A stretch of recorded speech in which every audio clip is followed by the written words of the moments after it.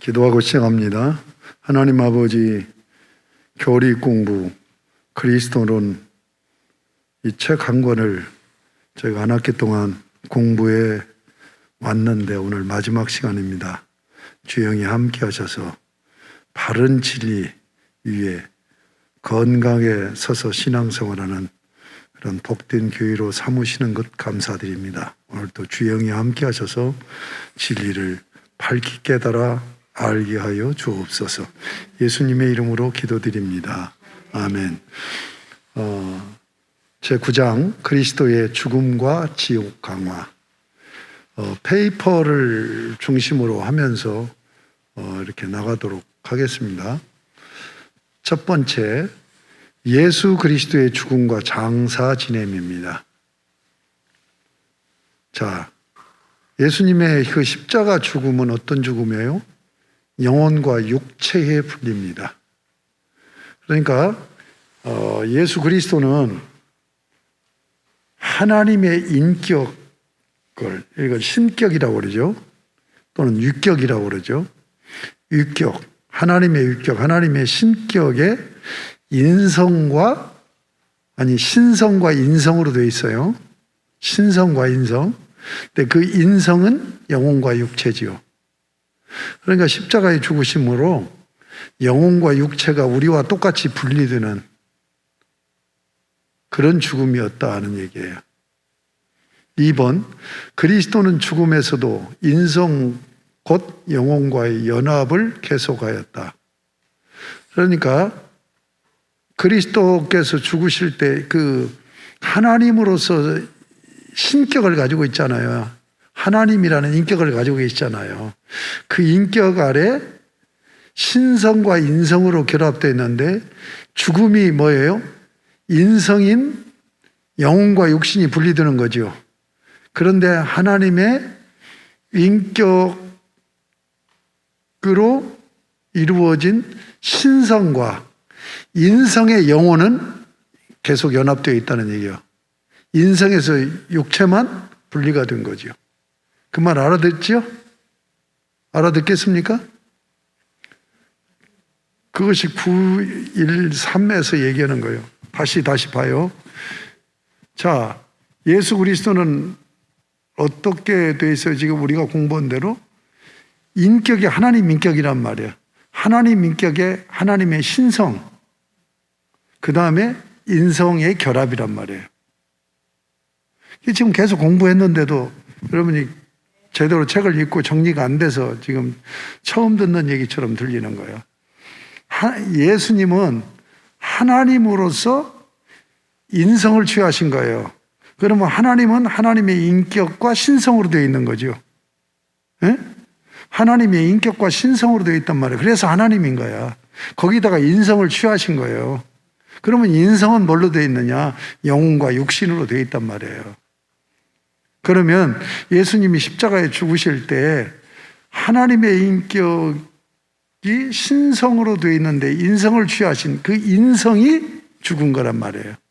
그 죽음이 어떻게 된 거예요? 인성이 영혼과 육신으로 되어 있는데 영혼과 육신이, 우리가 죽으면 영혼과 육신이 분리가 되잖아. 그렇게 죽으신 거란 말이에요. 그러니까 육체하고는 완전히 결별이 된 거죠. 그렇죠? 죽은 거예요. 그런데 하나님의 인격과 신성은 인성인 영혼과는 계속 연합되어 있는 거란 말이에요. 욕심만 분리된 거란 얘기예요. 그 얘기를 하는 거예요. 충분히 알아들었죠? 예. 그 예수님의 그 죽으심이 이미 구약에 예언됐단 말이에요. 가장 대표적인 예가 요나의 표적밖에 예수님이 너희가 표적을 구하는데 나는 요나의 표적밖에 보여줄 것이 없다. 요나는 뭐예요? 물고기 뱃속에 3일 들어갔다가 나왔잖아요. 이게 십자가에 죽어서 3일 만에 부활하셨잖아요. 그걸 얘기하는 거예요. 3번. 1번에 3번. 그 다음에 4번. 그리스도는 예시된 대로 그 육체가 해체되지 않았다. 시편 16편 10절을 여러분이 이제 꼭 찾아서 읽어보세요. 이게 무슨 얘기냐면 예수님이 죽어서 무덤에 얼마 있었어요? 죽은 날부터 3일이잖아요. 3일 만에 부활하셨잖아요. 그런데 그 부활하기 전에 예수님의 몸이 썩었어요, 안 썩었어요? 안 썩었어요. 썩는다는 건 해체되는 걸 얘기하는 거예요. 그렇죠? 몸이 해체되는 것이 썩는 거란 말이에요. 그런데 예수님은 썩지 않았단 말이에요. 그것이 성경에 예언되어 있다는 얘기예요. 3일 만에 부활하심으로 예수님의 육체는 썩지 않은 거예요. 해체되지 않았다는 얘기예요. 그 다음에 2번 지옥 강화. 지금 책을 나가는데 2절 219쪽이에요. 지옥 강화. 이 지옥 강화를 지금 교회에서 주장을 한단 말이에요. 자, 거기 보면 지옥 강화 1번 보면 초기 로마형의 사도신경하는 지옥 강화가 없다. 우리가 지금 사도신경 하지요. 그런데 그 아들, 자, 사도신경 한번 해봅시다. 전능하사 천지를 만드신 하나님 아버지를 내가 믿사오며, 여기가 성부 하나님이요. 그 아들 우리 주 예수 그리스도를 믿사오니, 그 예수가 어떤 분이에요? 그 다음 해봐. 성령으로 잉태하사 동정녀 마리아에게 나시고 본디오 빌라도에게 고난을 받으사 십자가에 못 박혀 죽으시고, 그 다음에 장사한 지 4일 만에, 거기에 장사한 지 3일 만에 부활, 그 사이에 지옥 강화가 들어가야 되는 거야. 근데 지옥 강화가 없잖아요, 우리. 근데 초기 사도신경의 로마 교회 형식, 로마 교회 형식은 전통적으로 고대 교회에서 중세로 가면서 로마 교회와 동방 교회로 나눠져요. 세계 교회가 하나였는데 처음에 공회가 예루살렘 공회예요. 그래서 교회가 쭉 하나로 가다가 동방교회와 서방교회가 나뉘는, 서방교회가 이탈리아, 로마, 스페인, 독일, 이 유럽 지역이 서방교회야. 이게 카톨릭이에요. 로마 캐톨릭 교회. 그리고 동방교회는 그리스에서부터 터키, 이 중동 지역에, 그 다음에 남아프리카 지역, 여기까지가 동방교회야. 이게 서방교회와 동방교회가 나눠졌는데, 사도신경의 로마교회 형식에 의하면 우리가 지금 우리 교회는 서방교회에서 개혁을 한 거예요. 1054년에 동방 서방이 나눠졌고, 서방교회인 로마교회에서 1517년에 종교개혁을 일으켜서 우리 교회가 세워진 거란 말이에요. 아시겠습니까? 자, 교회 형식에 의하면 음부에 내려가시고로 되어 있다. 그러나 로마 형식인 루피누스 형식에 의하면 장사되시고로만 되어 있고 음부에 내려가시고는 없다. 또 예루살렘의 퀴릴로스의 요리문답 본문에도 장사되시고만 되어 있다. 얘기해요. 그런데 히랍교회는 지옥 강화를 주장한단 말이에요. 이게 동방교회예요. 히랍이 그리스란 말이에요.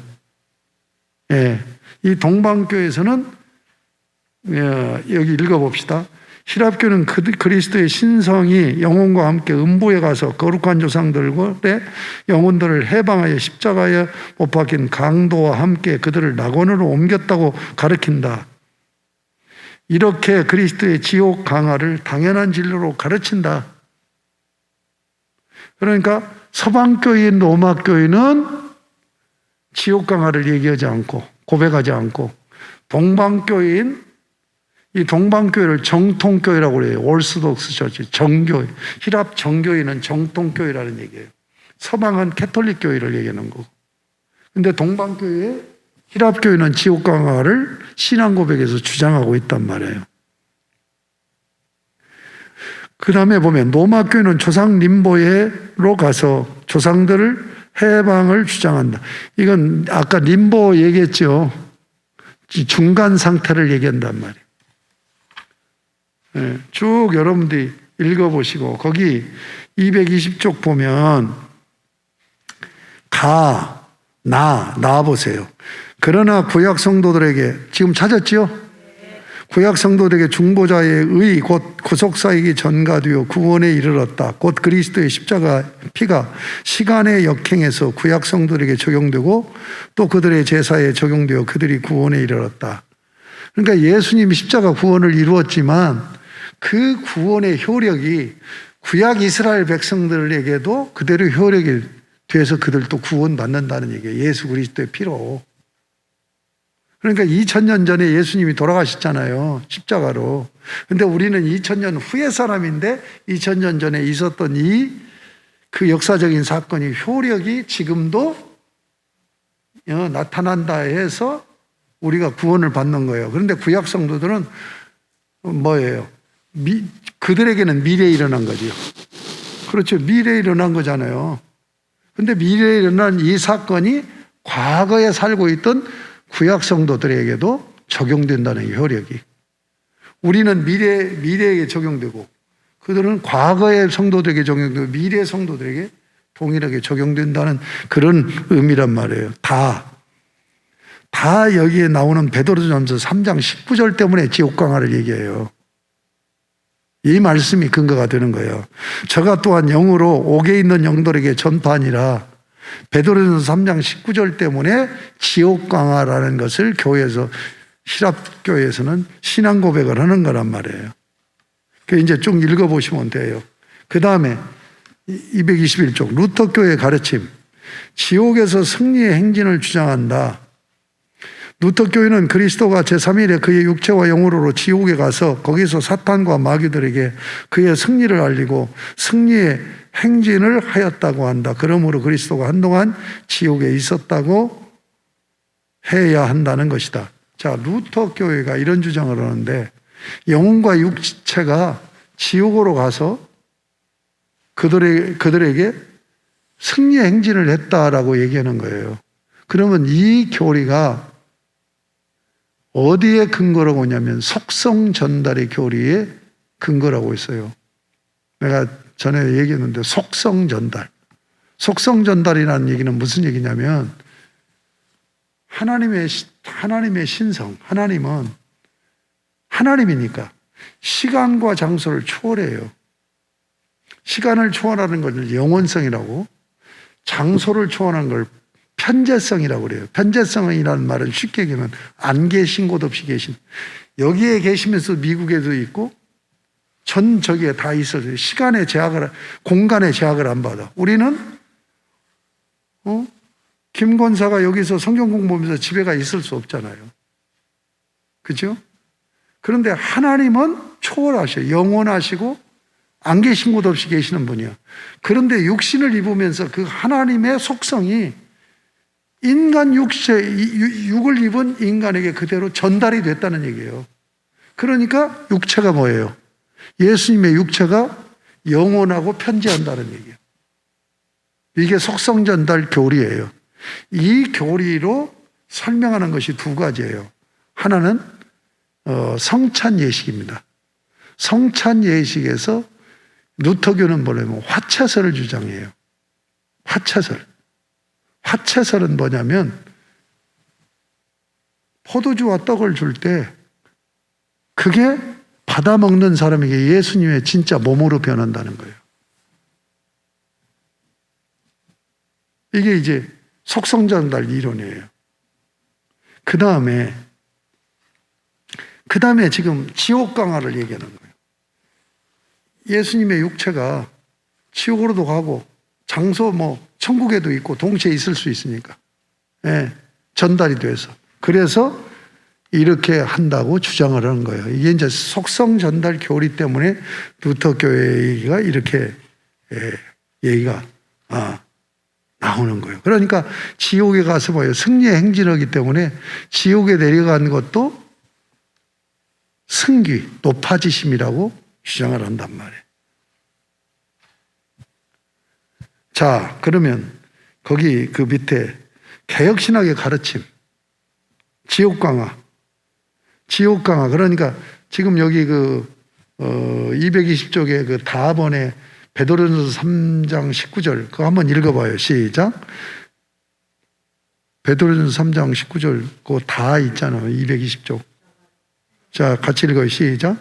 저가 또한 영으로 옥에 있는 영들에게 전파하니라. 이것을 지금 루터교회는 그렇게 해석을 하고 뭐 이렇게 해석하고 한단 말이에요. 히랍교회는, 동방교회는. 그런데 우리 개혁신학은 서방교회에서 종교개혁을 해서 세워진 교회가 개혁교회예요. 우리 교회가. 그 개혁교회는 지옥강화, 베드로전서 3장 19절을 어떻게 이해하냐는 얘기예요. 십자가상의 죽음과 땅의 묻힘으로 이 말씀을 이해한다. 거기 내용을 읽어보겠어요. 지옥강화는 그리스도가 그의 영혼으로 친히 지옥에 가신 것을 뜻하지 않는다.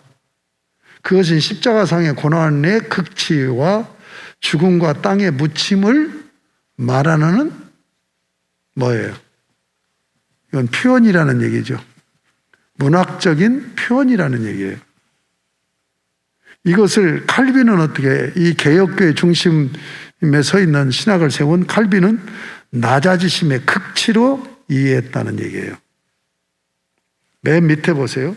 십자가 사건이 영의 권세로 지옥에 알려짐을 뜻한다. 이게 서철원 박사님의 주장이에요. 이 저자의 주장이에요. 그러니까 다시 해서 지옥으로 내려가셨다고 하는 것은 베드로전서 3장 19절을 근거로 해서 그렇게 장사만 지낸 것이 아니라 죽어있는 동안에 지옥에 3일 동안 내려가셨다. 루터교는 이 내려가신 것이 행진하는 것이다. 흥리의 행진을 하는 것이다. 이렇게 주장을 하고 그러는데 우리의 이해는 어떤 이해냐? 주님의 십자가 고난의 극치와 죽음과 땅의 묻힘을 말한다. 그런데 이제 우리 서 교수 이 저자는 그리스도의 구속이 전 우주적인 사건이어서 십자가 사건이 영의 권세로 지옥까지 알려짐을 뜻한다라고 해석을 하고 있단 말이에요. 이런 부분에서 뭐 지옥으로 내려갔네 어쩌네 하고 뭐 이렇게 뭐 신앙 토론하면서 그런 주장을 하는 사람들을 우리가 이 공부를 하면 여들이 이런 의식에 젖어서 그런구나 하는 걸 알 수가 있겠죠. 그 다음에 10장 그리스도의 부활과 승천입니다. 자, 제가 8가지로 정리를 했어요. 첫째, 예수 그리스도의 부활. 부활의 근거는 사망 권세에서 벗어나 생명의 권세를 이루십니다. 여러분, 죄를 짐으로 인하여서 죄인들은 다 무슨 권세 아래 있어요? 사망 권세 아래 있어요. 히브리서 2장 14절 15절을 여러분이 집에 가서 찾아서 읽어보세요. 자, 사망 권세에서 벗어나서 영생을 하려면 뭐예요? 생명의 권세 아래 들어가야 되죠. 그러니까 주님이 부활을 하셨다는 거예요. 이게 지금 225쪽 부활의 근거를 지금 설명한 거예요. 그 다음에 두 번째, 그리스도의 부활은 첫 열매 되십니다. 아까 내가 얘기했지만 아파르케, 첫 열매. 주님이 부활이 첫 열매란 말이에요. 그러니까 쉽게 얘기하면 이렇게 얘기해요. 과수원에 가면은 많은 그 과목들이 있잖아요. 열매를 맺지요. 그런데 그 열매, 사과밭에 가면 사과 열매 맺는데 제일로 그 나무 중에서 맛있는 열매가 어디에 맺혀 있을까요? 사과가 막 100개, 200개 이렇게 한 나무에 붙어 있는데 어떤 열매가 제일 맛있냐고. 두 가지예요. 햇빛 일조량이 높고 두 번째는 통풍이 잘 되는 거예요. 그래서 같은 나무에서도 잘 익고 맛있고 먼저 익은 게 나오잖아요. 그게 먼저 익은 걸 따먹는단 말이에요. 이게 첫 열매 개념이야. 그러면 사과나무에 200개가 붙어 있는데 먼저 이 맛있는 일조량이 좋고 통풍이 잘 된다는 그 맛있는 첫 열매만 따먹고 나머지는 버려요? 첫 열매를 따먹는다는 얘기는 다 익으면 다 딴다는 얘기죠. 그러니까 이건 뭘 얘기하는 거예요? 우리 모든 성도들의 부활의 첫 열매라는 얘기예요. 아시겠습니까? 그 다음에 세 번째, 부활한 인성은 하나님의 현시관이다. 여기 지금 226절 부활자에 지금 나온 거예요. 1122 새 인류의 머리로 부활, 우리의 부활 보장. 거기 첫 열매 나왔죠? 그래서 우리의 부활을 보증한다. 알라본이라는 헬라어인데 보증금, 공탁금 이런 뜻이에요. 그 다음에 2, 3번 거기 3번 뭐라고 했어요? 그의 인성은 하나님의 현시기관이 됨. 그의 인성 곧 몸과 영혼은 하나님의 현시기관이 되었다. 여기 요한계시록 1장 13절에서 18절에 보면 육신을 입은 몸으로 예수님이 나타나신단 말이에요. 예.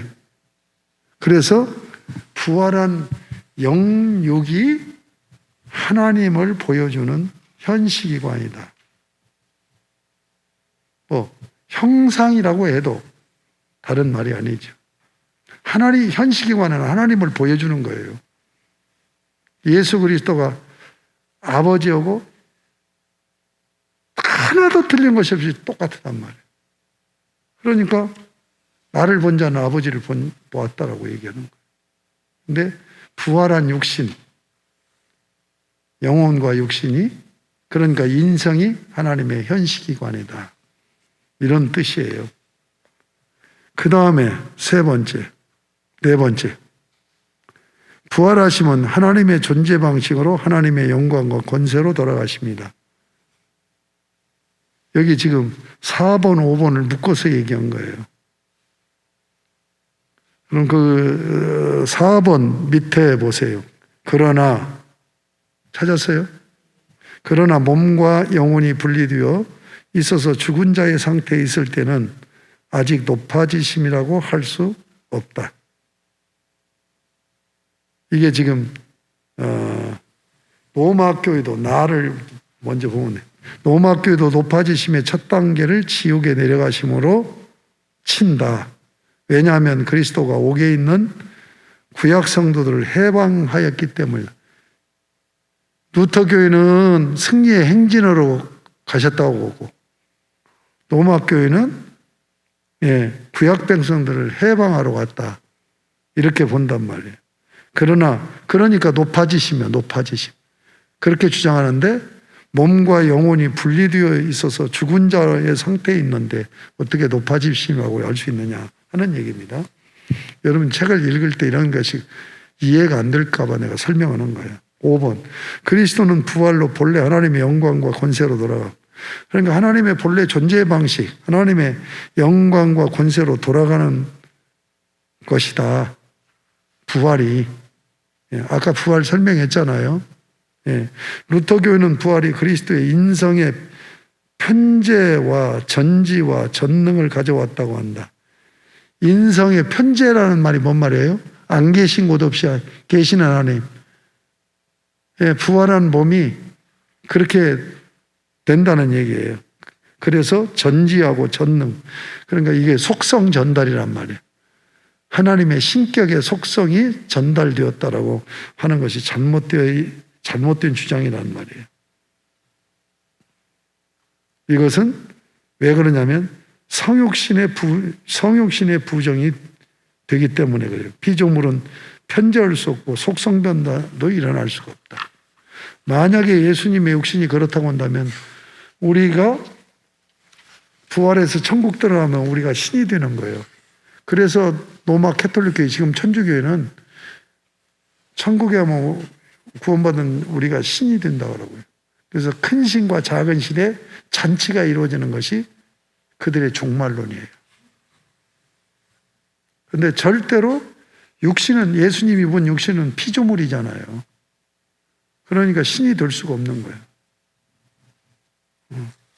그것을 우리 그 개혁교회에서도 칼바르트가 그런 주장을 했었어요. 앙양신학이다.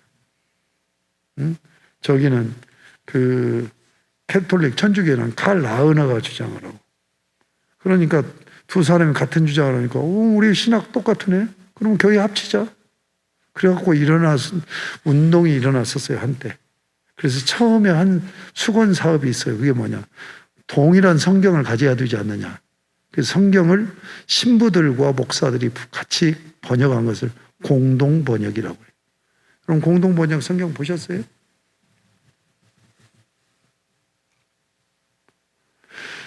자, 그 다음에 5번째, 거기 6번입니다. 부활로 생명의 주가 되었다. 7번에 보면 부활로 천지의 대주자, 부활하심으로 천지의 대주제고 생명의 주가 되셨다. 이게 그 고린도 전서 15장 42절부터인가 나와요. 아담은 산영이 되었고 둘째 아담이 메시아잖아요. 예수 그리스도는 살려주는 영이 되었다. 생명의 주가 된 거죠. 생명의 권세를 가지고 있죠. 6번, 부활의 권세로 창조와 새 인류를 완성한다. 여기 부활로 천지의 대주제 되심, 여기서도 여러분 책 읽을 수 있도록 여기 따라서 거기 보십니까? 228쪽 따라서 예수 그리스도는 부활로 구약의 여호와 칭호인 주를 공적으로 고백받게 되었다. 그러므로 초대교회는 시작부터 예수를 주 곧 주 예수라고 불렀다. 우리 은사는 꼭 주 예수, 예수라고만 하면 안 된다. 주 예수라고 해야 된다. 주가 뭐냐면 아도나이. 창세기 15장에서 아브라함이 주 여호와라고 불러요. 아도나이. 이게 히브리어입니다. 아도나이는. 그런 히브리어를 그 영역 표기로 한 거예요. 그 다음에 큐리오스 중간에 있는 이것은 헬라어예요. 그 다음에 도미노스 이건 라틴어, 로마어예요. 라틴어스. 쿠어바디스 도미네가 주여예요. 주여. 혹격으로. 예. 그러니까 구약의 하나님을 여호와 하나님이라고 하죠. 그 여호와 하나님을 주로 신약에서는 고백을 한 거예요. 그러니까 주 예수여라는 얘기는 예수님은 구약의 여호와 하나님이십니다는 신앙 고백이란 말이에요. 그래서 여호와 하나님 누구예요? 창조주잖아요. 그래서 창조주이기 때문에 이 우주 만물을 다스리는 이분을 대주제라고 그러죠. 그렇죠? 부활하심으로 천지의 대주제로 호칭된 거야. 되셨다. 이해가 되죠? 8번 부활의 권세로 인류와 창조를 변화시킬 것임. 부활의 권세로 주님은 뭐예요? 부활의 새 생명으로 거듭나게 하고 새 인류를 만들고 그리고 창조를 변화시켜 부활체가 살 수 있는 세상을 만드는 거예요. 지금 우리는 부활체가 살 수 없는 세상이에요. 자연 질서에 매인 거야. 그러니까 호련히 변화해서 새하늘과 새 땅이 된다는 것은 무슨 얘기예요? 여러분 요한계시록 21장, 22장을 집에 가서 읽어봐요. 읽어보면 게 나오는데 하나님 나라, 새하늘과 새 땅으로 되어진 하나님 나라는 뭐예요? 햇빛이 있을 데가 없어요. 햇빛 없으면 지금 세상에는 못 살아요. 자연 질서는 햇빛을 받아야 사는 거예요. 아시겠습니까? 그런데 요한계시록에 보면 햇빛이 쓸 데가 없어. 햇빛이 없다는 얘기는 그림자가 없는 세상이에요. 하나님의 영광의 빛. 예. 그러니까 자연 질서가 아니에요. 영의 질서의 세계가 이루어지는 거예요. 죽는 우리를 죽지 않고 부활체로 육신까지도 변화시켜 놓고 이 온 우주도 이 부활체가 살 수 있는 하나님 나라 백성이 살 수 있는 영의 질서 세계로 새하늘과 새 땅으로 바꿔놓는 것이 주님의 부활하신 주님께서 그 일을 하신다는 얘기예요. 아시겠습니까? 그 부활이 얼마나 중요한지 아시겠죠?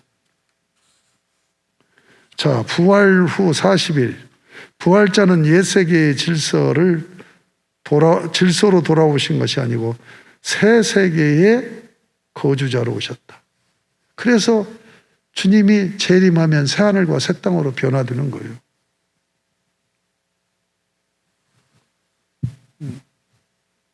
새 세계의 거주자로 오셨고, 부활자의 현현 이런 것도 읽어보시면 알아요.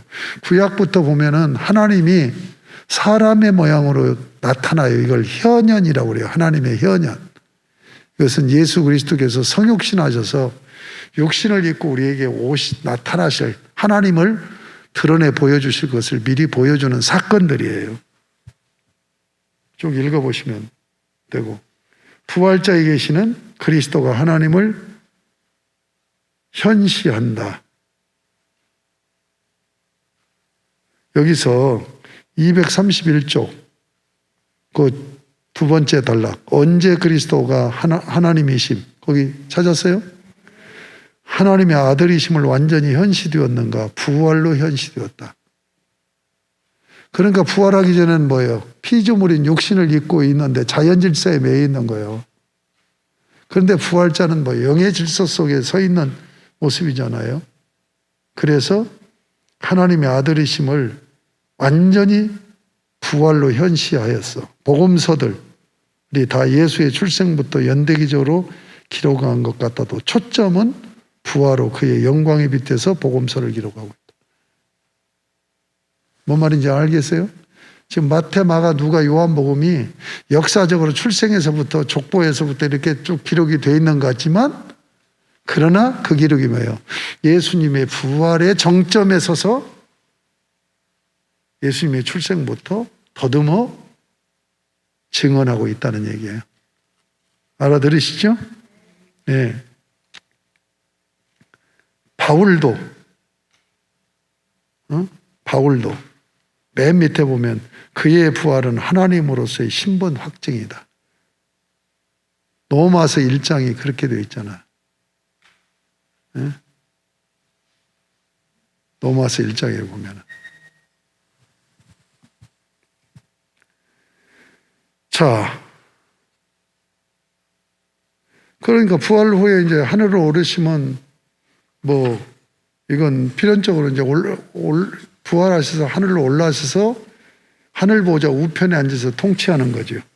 그 다음에 여기 그리스도의 부활을 부인하는 주장들, 여러분들이 이 부분 한 번씩 읽어보시면 그냥 잘 이해가 안 돼도 이런 것들을 몇 번 읽어보면 이렇게 엉터리를 주장하네 하는 것들을 알면 되는 거예요. 왜 이런 엉터리를 주장하냐? 철학의 영향을 입어서 신학자들이 엉터리 주장을 하는 거예요. 자, 2절. 그리스도의 하늘에 오르심 승천입니다. 승천 1번. 그의 승천은 신적 영광의 복귀하심이며 속주제사의 완성이다. 하늘로 장소 이동한 변화도 포함된다. 그 다음 넘겨보세요. 루터 교인은 그 앞에 승천은 거기 나오죠? 승천은 신인 위격의 완전한 신적 영광으로 복귀하신 것이다. 신인 위격. 신인 위격이 뭐예요? 하나님의 인격과 신성이 인성을 입으신 모습이죠. 완전히 신적 영광으로, 그러니까 육체까지 신적 영광으로 복귀하신 것이다. 승천은 이처럼 상태의 과격한 변화를 동반할 뿐만 아니라 그리스도가 그의 몸으로 하늘로 가십니다. 알아듣는지 모르겠네. 이 루터교의 뭐 이런 부분은 읽어보시고, 보좌 자체로 이동해 가신다. 하늘 보좌로 승천, 하늘 보좌 어디에 계세요? 우편에 앉으셨죠. 이것은 뭡니까? 하나님의 통치를 얘기하는 거예요. 자, 봐요. 왕이 의자에 앉아 있잖아요. 그리고 신하들이 그 앞에 읍조이고 있고, 그러면 왕이 거기서 보좌에 앉아서 명령하면 그게 법이란 말이에요. 그런데 하나님 아버지가 앉아 계세요. 아들 하나님이 우편에 앉아 계세요. 자, 우편이라는 것은 권세를 나타내는 거예요. 그러니까 아버지가 아들에게 권세를 주어서 통치하라고 하는 거란 말이에요. 그러니까 부활해서 승천하신 이유는 통치하러 가시는 거예요. 통치자인 거예요. 그래서 예수님이 지상명령 주실 때 마태복음 28장 20절 하늘과 땅의 모든 권세를 하나님 아버지가 내게 주셔서 승천하니까 보호자 우편에 앉아서 권세를 주면서 네가 통치해라. 어자의 아버지하고 아들이 앉아 있는 거예요. 그런데 통치를 누가 해요? 아들이 한단 말이에요.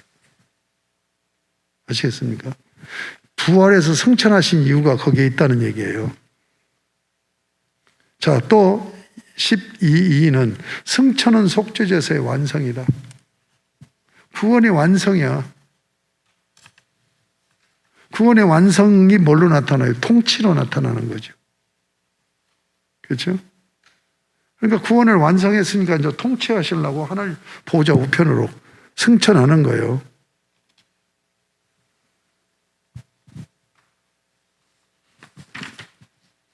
그런 내용이니까 읽어보면 될 거예요. 승천은 하나님의 보호자 우편에 앉으십니다. 여기 있는 성경 구절들을 쭉 찾아보세요. 자, 그러면 우편에서 통치할 때 어떻게 통치해요? 하나님이 하늘 보좌에서 통치를 하는데 통치가 무엇으로 나타나요? 교회로 나타난단 말이에요. 응? 그러면 이 교회가 어떻게 생긴 거예요? 성령을 보내서 복음을 믿고 구원받은 자들을 모아놓고 그 안에 임재하신 것이 교회죠. 아시겠습니까? 그러니까 하나님이 예수 그리스도께서 승천해서 하늘 보좌 우편에서 통치하는데 통치의 방식이 뭐냐? 자기의 영 성령을 이 땅에 보내서 예수 믿게 해가지고 그들을 교회로 세워서 그 교회를 통해서 통치를 이룬단 말이에요. 아시겠습니까? 그래서 이사야서 6장에 보면 이사야가 부름받은 장면이 나옵니다. 우시야 왕 때에 환상을 봤어요. 이사야가. 그런데 하늘 보호자 우편에 하나님이 어자에 앉아 계시는데 그 옷자락이 성전 문지방에 닿았다. 그러니까 하늘의 성전과 지금 이 성전은 그 구약의 성전이니까 교회죠. 교회하고 연결이 된 거야. 그러니까 천국과 교회를 연결시키고 있는 거예요.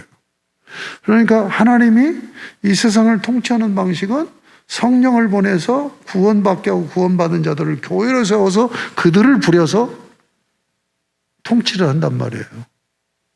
무슨 말인지 아시겠습니까?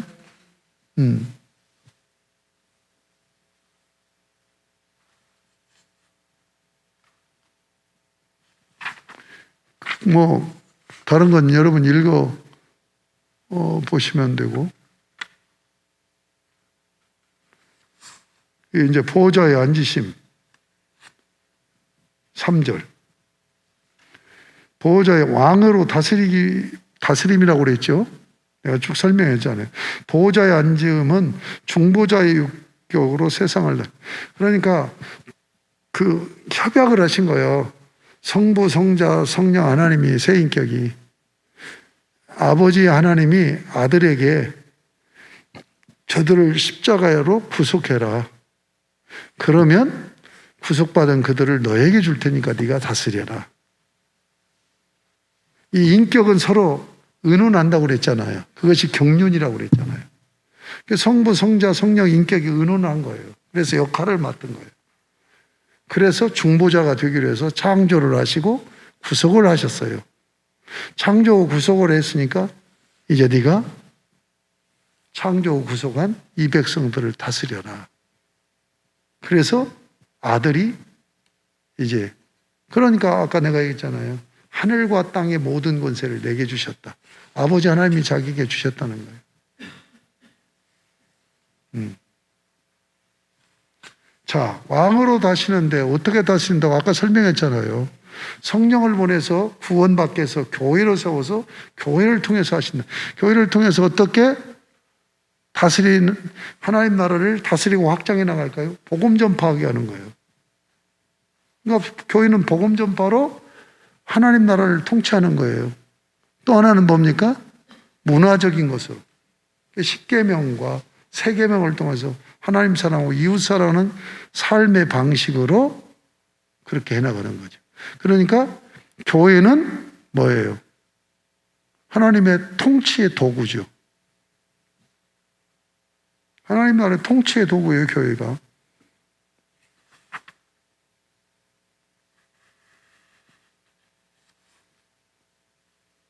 자, 244쪽 13, 4 그리스도는 모든 세상을 다스리고 역사를 주재하신다. 거기 셋, 여섯, 일곱 번째 줄. 역사 진행의 목표는 거기 찾았어요? 세상 나라들이 하나님 나라가 되는 것이다. 이게 하나님의 역사를 주장하시는 목표예요. 역사를 진행하는 것을 섭리라고 그러죠, 섭리. 하나님의 섭리는 뭐냐? 세상 나라가 하나님 나라로 세워지는 것이죠. 그러기 위해서 구원받은 우리를 교회로 세우고 교회가 이 일을 하도록 한단 말이에요. 자, 재림.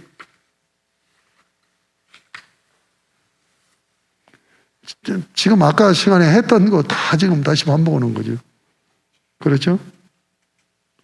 전통적 신학에서는 그리스도의 높아지심에 재림을 포함시켰다.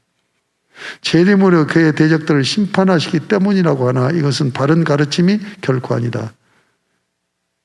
재림은 높아지심의 한 단계로 볼 것이 아니고 구원자의 구원 완성으로 보아야 한다. 이런 부분을 이제 서철원 박사가 바로 잡는 거예요. 지금까지 우리 개혁신학이 이렇게 잘못 이해했다는 얘기야. 그리스도의 재림의 목적은 구원을 완성함에서요. 그래서 이 땅에서 뭐 심판이 이루어지고 하나님 나라가 다시는 죄가 들어오지 못하게 하는 거죠. 재림은 중보자의 통치의 완성이다. 그리스도의 심판은 구원의 완성을 위해 악을 제거한 것이다. 그러니까 심판은 왜 하느냐는 얘기예요. 악을 제거하려고 하는 거예요.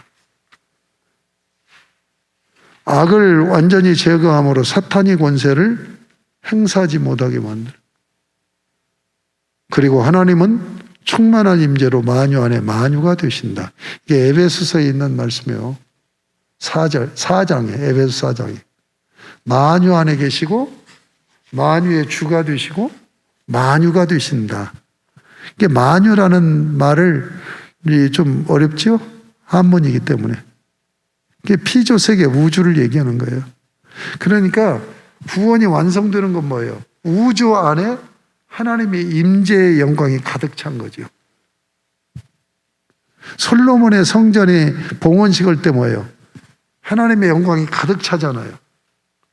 여러분 출애굽기 40장에 보면 성막이 지어질 때 성막에 하나님의 영광이 가득 차잖아요. 자, 여러분 천국은 어떤 곳이에요? 하나님의 성전이에요. 그러니까 지금 만유 안에 만유가 되신다는 얘기는 하나님이 안 계신 곳 없이 다 계시는 거예요. 충만히 임하고 있는 거예요. 그러니까 저절로 하나님 앞에서 사는 삶이 되어지는 거죠. 여기서는 이 땅에서는 막 하나님 앞에서 살려고 노력하고 못 살게 하는 마귀하고 막 싸우면서 그렇게 사는데 천국은 하나님이 그냥 충만히 임재해 있으니까 그냥 자유동적으로 하나님 마주보고 사는 삶이다. 이것이 천국이란 말이에요. 응? 좀 그곳에 어서 좀 갔으면 좋겠어. 그래서 나같이 내 그 좀 못된 것들이 싹 없어지고, 응? 좀 존경 좀 받았으면 좋겠어. 자, 그 다음.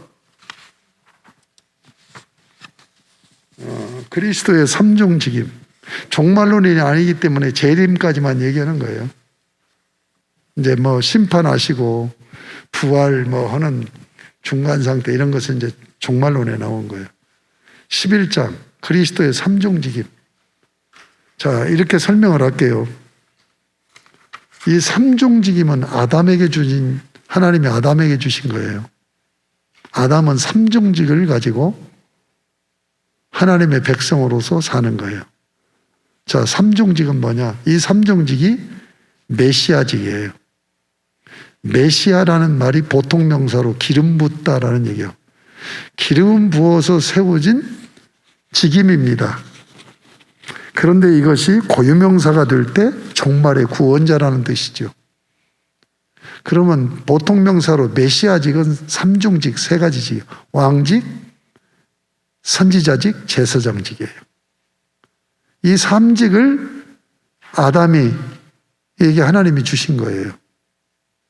그런데 타락으로 인해서 마귀한테 그걸 뺏겨버리고 이 직임을 잃어버린 거예요. 둘째 아담으로 오신 예수 그리스도가 이 삼중직을 가지고 오셔서 수행하시고 구원받은 우리로 하여금 이 삼중직을 행하고 살게 하는 거예요. 아시겠습니까? 이 삼중직에 대해서 그렇게 여러분이 이해하시면 좋겠어요. 거기 그 249쪽 1절 그리스도의 선지자직임, 이제 이 삼중직임을 공부하자는 얘기예요. 그 선지자직임 그 위에 칼빈은 기독교 강요에서 거기 찾았죠. 산발적인 교리를 통일하고 확정하여 개혁파 그리스도론의 중요한 요소로 발전시켰다. 칼빈이 이게 잘 정리가 안 됐던 이 교리였는데 칼빈에 의해서 체계적으로 이렇게 교리로 정리가 됐다는 얘기예요.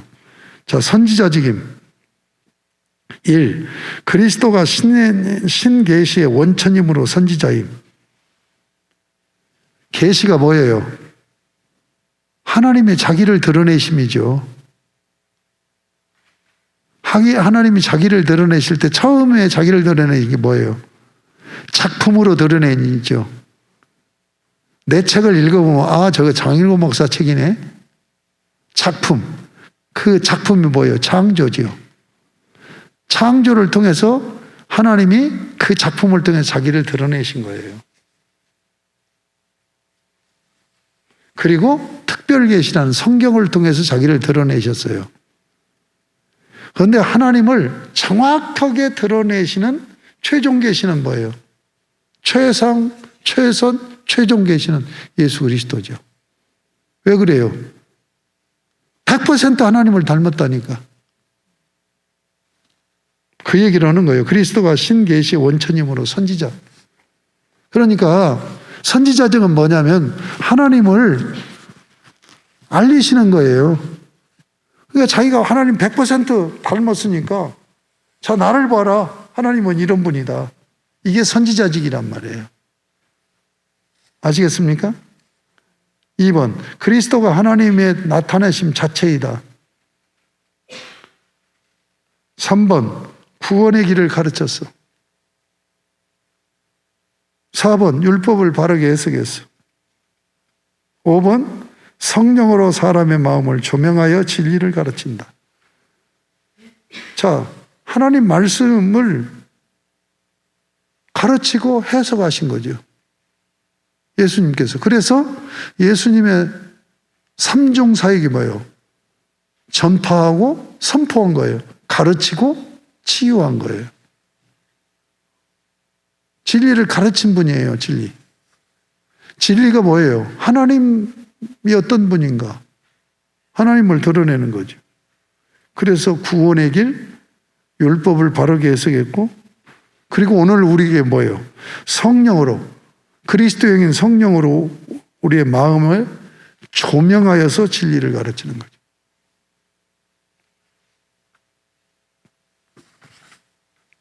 그 다음에 6번, 선지자와 사도를 통하여 구원 진리를 계시하고 성취하시.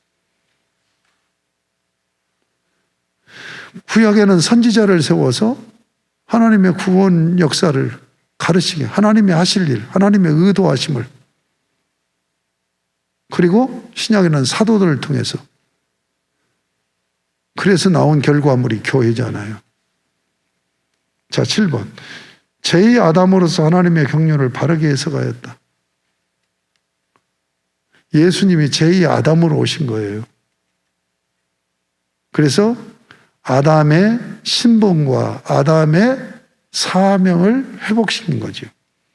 그것이 우리의 삶이에요.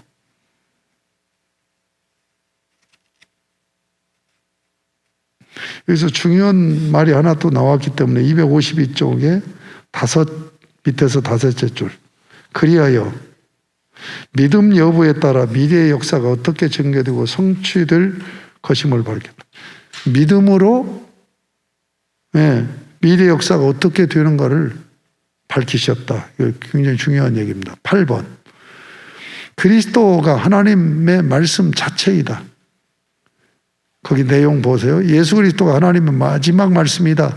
그러므로 그리스도의 구속사역 후에는 미래 예언이 필요 없고 선지자가 계속될 필요도 없다. 마지막 말씀의 예수 그리스도가 그게 태초의 말씀이 계시니라 로고스로 얘기하는 홀 로고스로 얘기하는. 그러니까 지금 하나님에 대해서 정확하게 말하고 있는 이 진리가 이 말씀이 예수님이란 말이에요. 그러니까 이 하나님을 그대로 100% 드러내게 하려고 선지자들이나 모든 여기가 집중이 됐던 거예요. 그러니까 예수 그리스도가 오셔서 그들이 예견대로 다 드러내셨어요.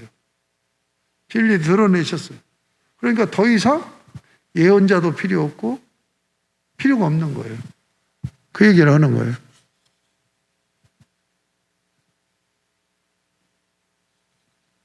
거기 그 9번 후에 그 마지막 줄 보세요. 곧 예수 그리스도가 인간 존재에 대한 하나님의 말씀 자체이다. 굉장히 중요한 얘기이기 때문에.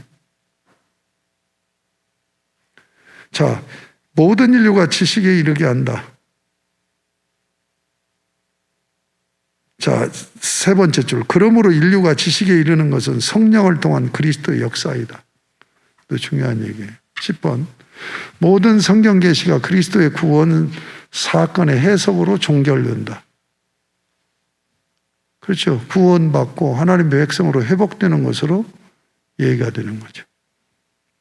그것을 잘 밝혀낸 사람이 사도 바울이라는 얘기예요. 11번. 그리스도의 구원 성취로 더 이상 새 계시는 없어.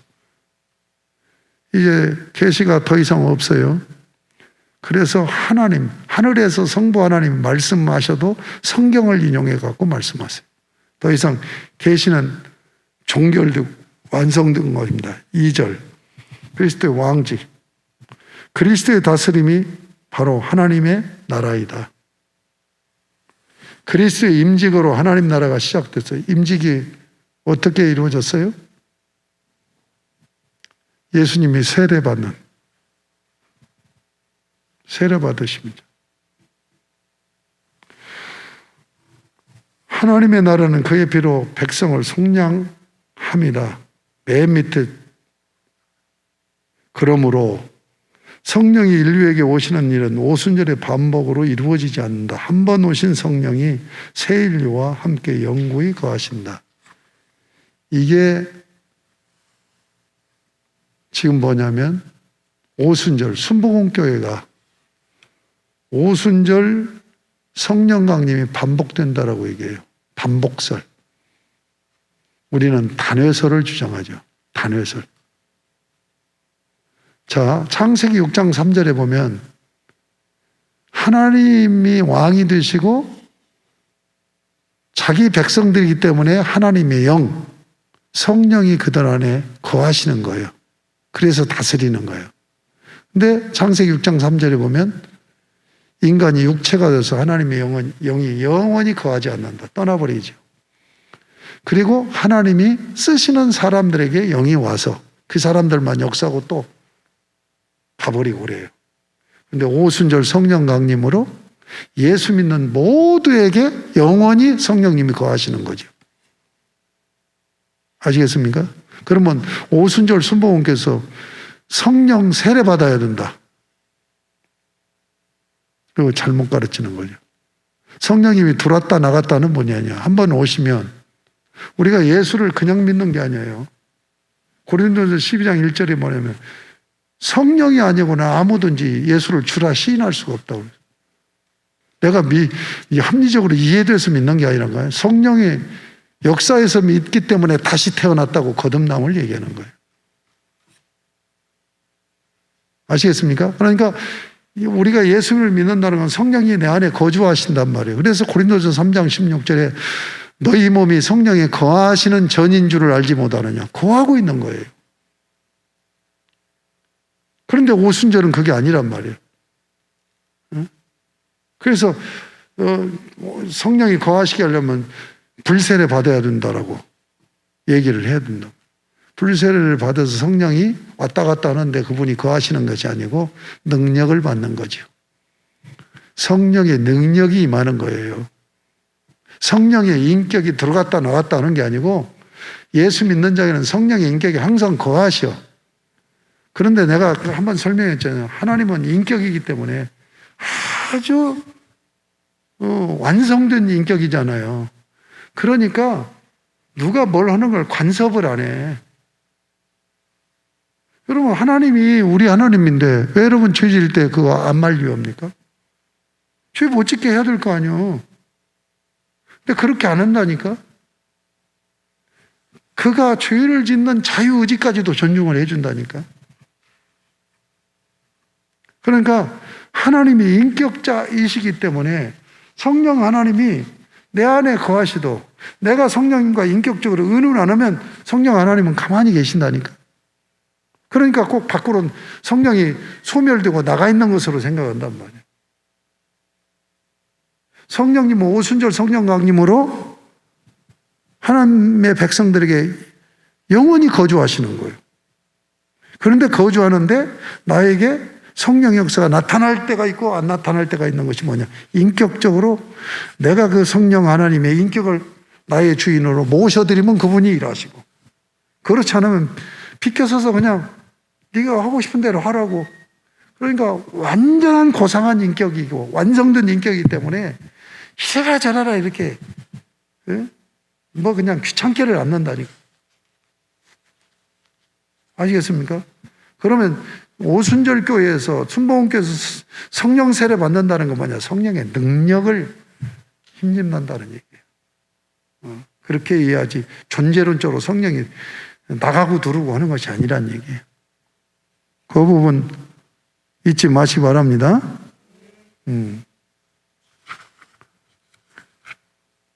그리스도의 통치는 영으로 다스립니다. 영으로 다스리기 때문에 성령을 보내셔서 파송해서 교회를 통해서 일하시는 거예요. 은혜의 통치는 죄의 제거로 사람이 하나님을 섬기게 하면 하나님 섬기는 거예요. 그 다음에 232 보세요. 11, 232. 이게 중요한 항목이에요. 교회가 그리스도의 통치의 영역이다. 교회 아니고는 하나님 나라를 얘기하지 않고 하나님을 교회 아니고 얘기하는 데가 어디가 있어요? 그렇잖아요? 교회가 통치 영역이야. 그런데 교회를 건물로 이해하지 말란 말이에요. 교회는 겨자씨 비유로 예수님이 얘기한 것처럼 자꾸 확산돼야지 않아가지고 확산돼요. 복음 전파로. 하나님은 교회를 통하여서 세상을 하나님 나라로 확장시켜 나가는 거예요. 그래서 성령을 파송한 거예요. 그 다음 257쪽 보세요. 233 우에 단락. 또 그리스도는 거기 또 그리스도는 교회를 보호하여 시험과 유혹에서 지키신다. 그러므로 에베소서는 교회를 그리스도의 충만으로 제시하였다. 왜냐하면 교회에서 그리스도의 통치가 완전하게 실현되기 때문이다. 교회라는 이름을 에베소서는 충만이라고 얘기했단 말이에요. 충만. 교회는 뭐 진리와 기둥의 터, 하나님의 집, 그리스도의 몸, 이렇게 교회를 이런 여러 표현을 하잖아요. 근데 에베소는 교회가 뭐냐? 하나님의 충만이다. 하나님이 그냥 충만히 임해서 다스리는 곳이다 하는 얘기라는 얘기예요. 하나님의 법이 지켜지는 사유가 그리스도의 다스림의 영역이다. 그러니까 교회만이 아니라 교회를 통해서 세상으로 확산되어 나가는 거죠. 두 가지로. 하나는 복음 증거에서 하나님 백성 삼고, 그 다음에는 뭐예요? 십계명으로 하나님을 섬기고 이웃을 섬기는 삶을 살게 하는 것이 하나님 나라란 말이에요. 알아듣겠죠? 그리스도의 통치권은 우리가 확대한다. 이 말이 중요해요. 여기에 중요 표시를, 당구장 표시를 해놔요. 그리스도의 통치권은 누가 확대해요? 도구인 우리가 확대하는 거예요. 내가 열심히 복음 전거해서 그리스도의 통치권을 확대하고, 내가 미워하지 않고 사랑으로 온전히 하나님 섬기고 이웃 섬김의 삶을 통해서 그리스도의 통치권이 확대된단 말이에요. 그러니까 성경은 여러분이 이걸 알아야 돼. 100% 하나님이 하고 100% 내가 하는 거예요. 응? 이 신비주의자들은 뭐예요? 기도만 하고 있으면 다 하나님이 하신다. 아니에요. 하나님이 100% 하고 우리가 100% 하는 거예요. 그걸 잊지 말아요. 자, 11.2.5번 그 위에 두 번째 줄 사유의 영역에서 찾았어요? 사유 영역에서 중보자의 통치가 종말에는 직접적 신적 통치로 바뀐다. 그 위에 줄 사유 영역에서 그리스도의 통치권 확립을 위해서 노력한 사람이 칼빈과 아브라함 카이퍼다. 그래서 칼빈이 그 문화 쪽에 굉장히 강조를 한 거예요. 문화는 삶의 방식이에요. 사회를 구원해야 되는 거예요. 그 다음에 아브라함 카이퍼는 영역주권 사상으로, 그래서 이분은 세상을 바꾸기 위해서 신학자가, 목사가 뭘 했냐? 대학을 세운 거예요. 하나의 이게 세계적인 대학을 세운 거죠. 하란 자유대학. 이 서철원 박사가 여기서 박사학위를 받아. 이 총장을 했던 분이요. 근데 그거 갖고도 양이 안 차는 거예요. 그래서 정치를 했어요. 그래서 화란이 어디에? 네덜란드잖아요. 네덜란드의 총리까지 한 거예요. 그래서 하나님 나라를 정착시키려고. 칼빈도 제네바를 완전히 하나님 나라 만들려고 종교 개혁을 하면서 그런 개혁운동을 했잖아요. 자, 2-5 중보자의 통치가 종말에는 직접적 신청 통치로 바뀐다. 하나님이 이제 심판권을 줘서 심판을 해요. 처음에 협약을 어떻게 했다고요? 네가 창조 중보자가 되어서 창조하고, 또 죄져서 타락하는 네가 구속 중보자가 돼서 구속을 해. 그러면 네가 구원받은 자들을 다 네 백성으로 줄 테니까 네가 통치를 해. 이게 성부와 성자의 협약이란 말. 쉽게 얘기하면 계약, 언약을 맺은 거란 말이에요. 언약을 그냥 협약이라고 그렇게 얘기를 하는 거죠. 그래서 이제 주님이 통치를 행하는데 마지막에서는 그 통치권까지 아버지에게 바치는 거죠. 그 얘기를 하는 거예요. 그리스도의 심판은 구원의 완성이 된다. 심판에서 뭐예요?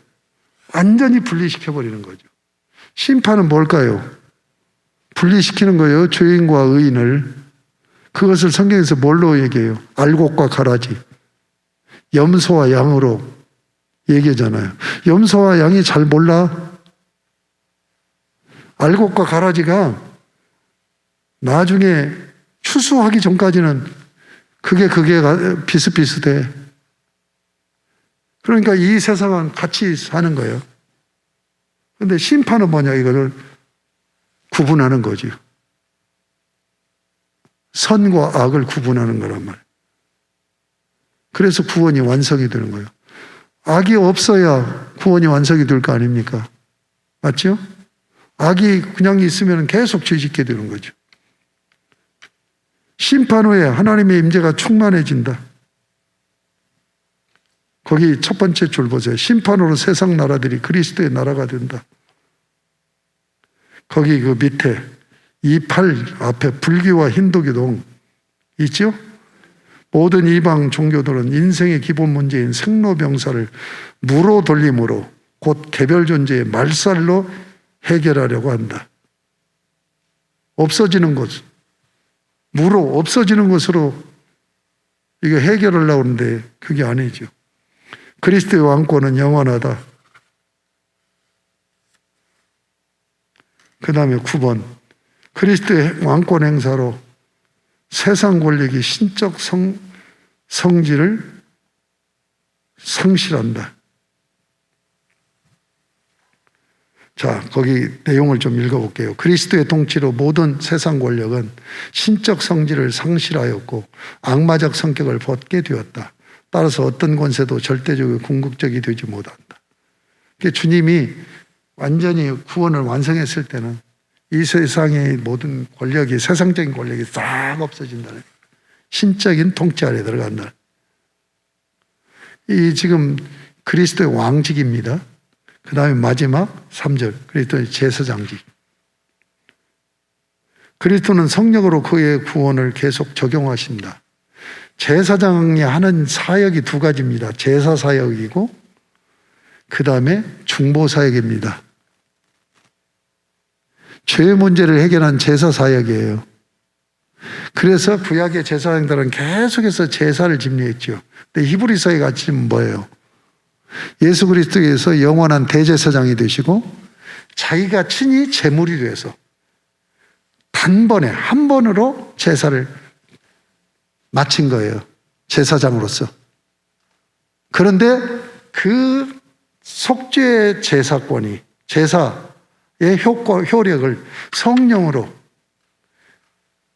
과거의 이스라엘 백성들 그리고 미래의 지금 교회들이 다 이것을 받아서 죄사함 받는 효력이 발생하는 것. 지금 이걸 얘기하는 거예요. 알았죠? 그 다음에 제사장이 하는 것이 뭐예요? 중보기도 사역이에요. 그래서 지금도 하늘 보좌 우편에서 주님은 우리를 위해서 대언 기도를 하세요. 대언 기도를. 그러니까 여러분이 이만큼 신앙생활하는 것도 주님이 여러분을 기도해 주셔서 그렇게 된다는 걸 잊지 마셔야 된다. 자, 여기까지가 사실은 그리스도는 마지막이에요. 그런데 12장을 넣었어요. 이 12장은 내가 그래서 이걸 보고 처음에는 이 양반이 왜 이런 걸 넣었을까? 그런데 가만히 생각해 보니까 너무 귀한 거예요. 이게 구원론으로 진입하는 거예요. 그 다음이 구원론이에요. 그리스도는 다음에 구원론이에요. 그래서 구원론을 전개하기 위해서 지금 교량 역할을 하기 위해서 자, 1절 죄 용서.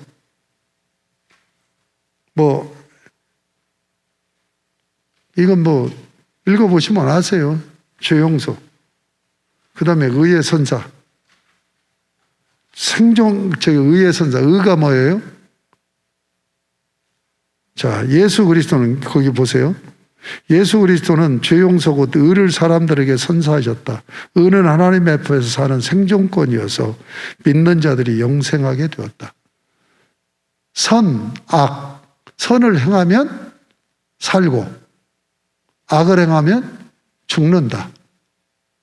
이게 첫 언약의 율법이죠.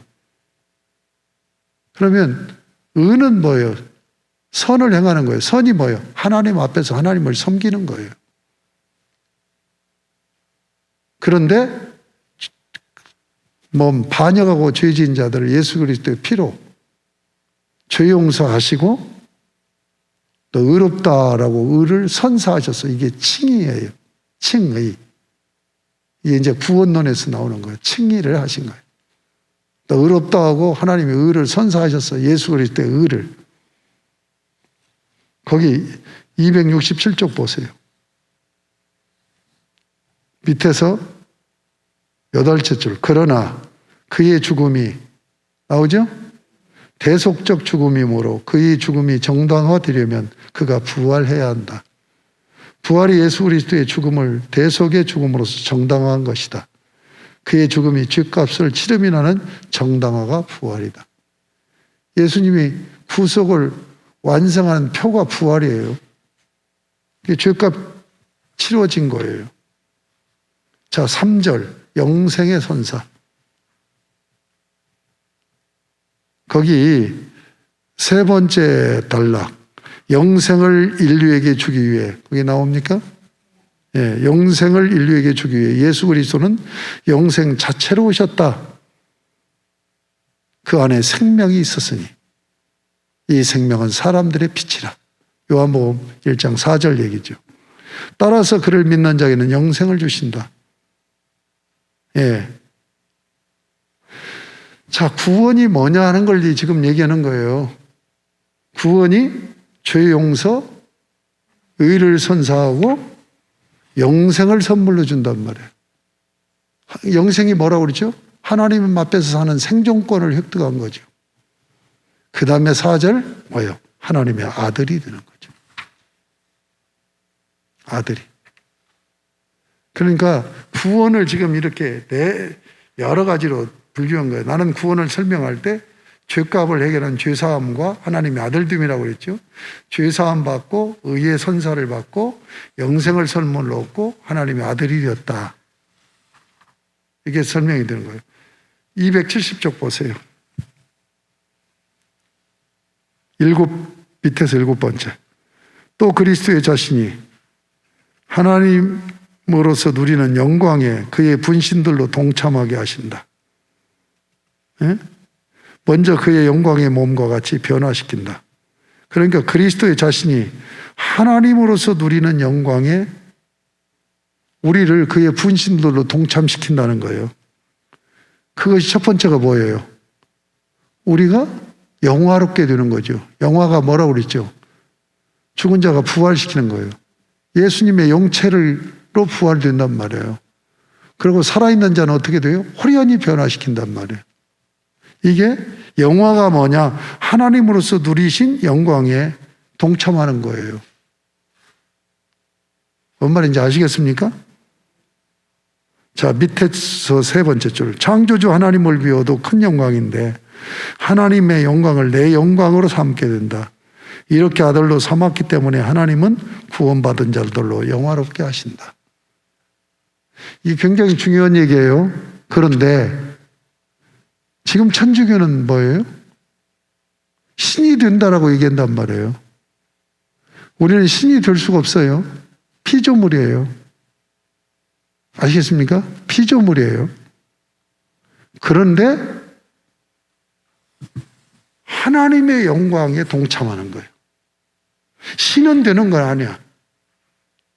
그러니까 천주교는 신이 된다라고 얘기하는 거예요. 그건 잘못된 얘기예요. 예. 근데 우리는 신이 피조물이야. 피조물인데 내 아버지 영광에 내가 동참하는 거야. 예수 그리스도와 참 아들인 예수 그리스도와 연합된 아들로서 아버지 영광을 함께 누리는 거야. 그러나 그렇다고 해서 우리가 피조물이 아니고 신이 될 수는 없다. 이것만은 분명히 해야 됩니다. 그 다음에 5절 부활을 보장함. 영생은 뭐예요? 부활로 확정이 되는 거죠. 그렇죠? 여기 또 여러분들이 쭉 읽어보면 되겠어요. 그 다음에 6절 창조의 변화. 여러분 죄를 지음으로 우리 인간만 타락하고 해체되는 게 아니에요. 인간의 삶의 고석인 이 자연도 저주를 받은 거예요. 로마서 8장에 보면 고난 가운데서 탄식하면서 하나님의 아들들이 나타나기를 고대한다고 했지요. 이 피조 세계가. 이 피조 세계도 부패하지 않는 세계로, 영체들이 죄 안 짓고 사는 세계로 하나님 나라로 재창조되는 거예요. 이게 창조의 변환이란 말이에요. 아시겠습니까? 그래서 이제 새 인류의 거소로 삼는 거죠. 이게 지금 구원론이야. 예수 그리스도가 성령을 보내서 이렇게 이루어 나간다 하는 것으로 12장이 맞춰지면서 구원론 다음 이제 단계가 전개가 되는 거예요. 여기서 맨 마지막 줄, 요 읽어보겠습니다. 짧은 한 줄이 있죠. 이 모든 일이 그리스도의 피로써 성취되고 완성된다. 이거 잊지 마세요. 이 모든 일이 뭘로 완성돼요? 그리스도의 피로써 성취되고 완성된다. 단 0.0001%도 인간의 수고나 행위가 개입되지 않아요. 하나님이 하시는 거예요. 이렇게 해서 책 한 권 뗐습니다. 어때요? 공부해 보니까 정말 좋은 책이죠? 우리의 신앙을 건강하고 바르게 세우는 좋은 책이에요. 한 학기 동안 수고 많이 하셨어요. 네, 기도하고 마치겠습니다. 하나님 아버지, 예수 그리스도로 구원하시고 하나님 나라를 이루어 가시는 성경의 중심, 신학의 중심인 그리스도를 공부했습니다. 아버지 하나님, 저희는 우매하지만 그러나 하나하나 알아가는 기쁨으로 여기까지 오게 하신 것 감사합니다. 이제 이 신앙에 반드시 서서 신앙생활을 건강하게 잘하는 저희들 되게 하시고 또 더 나아가 교회를 건강하게 하고 참 이 교리를 알지 못하고 신앙의 기초가 제대로 되어 있지 않는 이들을 바로 세우는 사명까지 감당할 수 있게 하여 주시옵소서. 이렇게 한 학기를 마칩니다. 저들의 삶에 예수 그리스도의 피의 역사가 늘 새롭게 충만케 하여 주시기를 원하며 이 역사의 보증으로 성령님 보내어 주셨는데 성령의 감동으로 예수 십자가에 감격하며 사는 저희들의 인생, 저희들의 삶이 되게 하여 주시옵소서. 코로나로 인하여 많은 어려운 가운데 있지만 우리 교회를 지켜주신 것 감사합니다. 저희들이 성경 공부하면서 신앙을 지키게 하신 것 감사합니다. 우리 성도들의 삶, 가정 지키시고 하나님께는 온전히 영광 돌리며 이 어려운 때에 믿음의 빛을 발하는 아름다운 성도의 삶으로 열매 맺게 하여 주옵소서. 예수님의 이름으로 복을 빌며 기도드립니다. 아멘.